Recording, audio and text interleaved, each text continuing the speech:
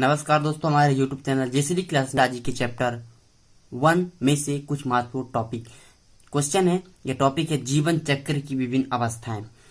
दोस्तों मैं आपको बता दूं कि आप हमारे चैनल पर नए हैं तो आप मेरे चैनल सब्सक्राइब कर लीजिए, बेल आइकन दबा लीजिए ताकि आपको समय समय पर वीडियो उपलब्ध होते रहें। और दोस्तों बता दूं कि हमारे चैनल पे video chemistry, physics, Hindi, biology 12th level के सब्जेक्ट के वीडियो अपलोड किए जाते हैं। तो आप हमारे चैनल के प्ले लिस्ट में जाइए और वीडियो अवश्य देखिए और अपनी स्टडी पर विशेष ध्यान दें।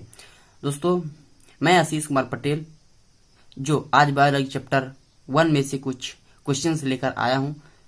जो क्वेश्चन है हमारा जीवन चक्र की विभिन्न अवस्थाएं, मैं इसे विशेष रूप से समझा रहा हूं। पहला है हमारा जीवन चक्र की विशेष अवस्थाएं। ये क्वेश्चन आता है व्याख्या कीजिए जीवन चक्र की विभिन्न अवस्थाएं। ठीक है, ये करीब 4 या 5 नंबर में आ जाता है। तो हम पहला अपना है किशोरा अवस्था। ठीक है, जीवन चक्र की पहला अवस्था है किशोरा अवस्था। ठीक है, किशोरा अवस्था देखिए हम इसको एक बार पढ़ लेते हैं फिर आपको समझाते हैं। जब किसी बीज का अंकुरण होता है तो उसमें नवजात पौधा का निर्माण होता है और यह नवजात पौधा धीरे धीरे विकसित होते हुए एक वृद्धि करके अपने विभिन्न कायिक भावों को बनाता है और ये सभी किशोरा अवस्था के चरण होते हैं। किशोरा या कायिक अवस्था के अंत होने पर जनन प्रवस्था का प्रारंभ होता है। ठीक है, इसको समझते हैं। जब किसी बीज का अंकुरण होता है, मतलब बीज का अंकुरण होता है, वो पैदा होता है। ठीक है, उसमें धीरे धीरे एक नवजात पौधा बनता है, मतलब छोटा सा एक नया पौधा तैयार होता है, निर्माण होता है उसका। ठीक है, यह नवजात पौधा धीरे धीरे वृद्धि करता है, विकसित होता है। ठीक है, मतलब धीरे धीरे वह बढ़ता है।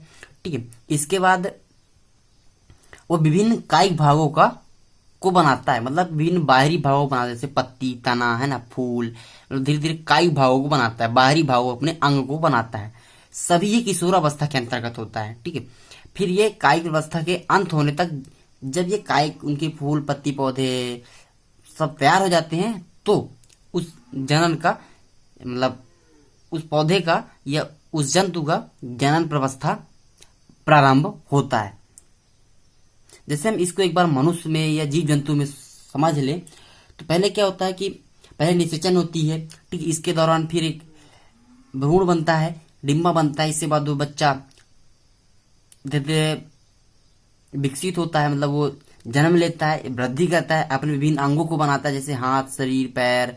ठीक है, और विभिन्न अंगों को बनाता है। इसके बाद धीरे धीरे बढ़ता है और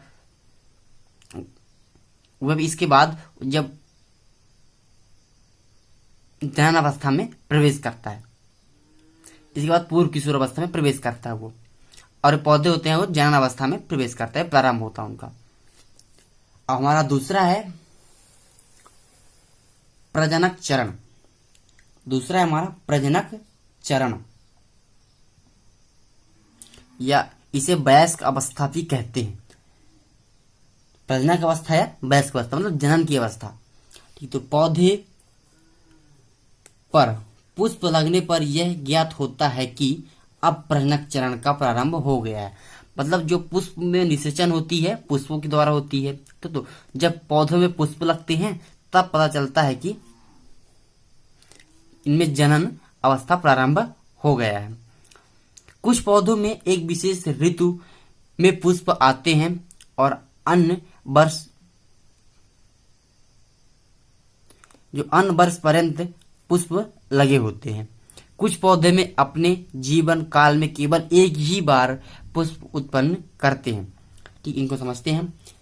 कुछ पौधे में एक विशेष ऋतु पर में पुष्प आते हैं, जैसे बसंत ऋतु पर विशेष पुष्प आते हैं, और इसके बाद जैसे गर्मी लगती है तब पुष्प आते हैं, और मतलब ऋतु के अनुसार उन्हें पुष्प आते हैं। ठीक है, तो पौधों में कुछ पौधे ऐसे भी होते हैं जिसे वर्ष पर्यंत पुष्प लगे रहते हैं, और कुछ पौधे ऐसे होते हैं जो वर्ष काल में एक ही बार पुष्प लगते हैं। इस चरण में प्रजनक कार्य होता है। प्राणियों में भी मौसम और हार्मोन्स पर प्रभाव पड़ता है। मतलब जब इन्हें ऋतु पर पुष्प आते हैं तभी इनका प्रजनन काल होता है, ये जनन की अवस्था प्रारंभ होती है और इनकी जनन की प्रक्रिया होती है। जैसे प्राणियों में देखा जाए तो मौसम और हार्मोन्स पर भी प्रभाव ऐसे में पड़ता है।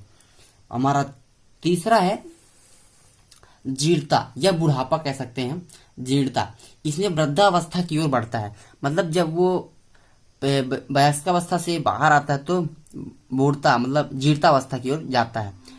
इसमें वृद्धावस्था की ओर बढ़ता है, मतलब इसमें कोई पौधा या जीव जंतु वो वृद्धावस्था की ओर बढ़ता है। वृद्धावस्था के साथ साथ प्रजनन क्षमता समाप्त हो जाती है, मतलब वह प्रजनन क्षमता समाप्त धीरे धीरे उसकी होती जाती है और वह वृद्धावस्था की ओर बढ़ता है।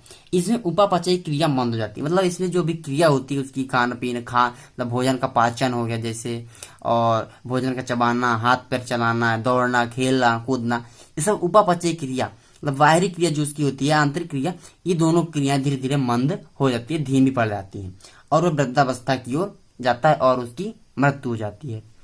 धन्यवाद दोस्तों।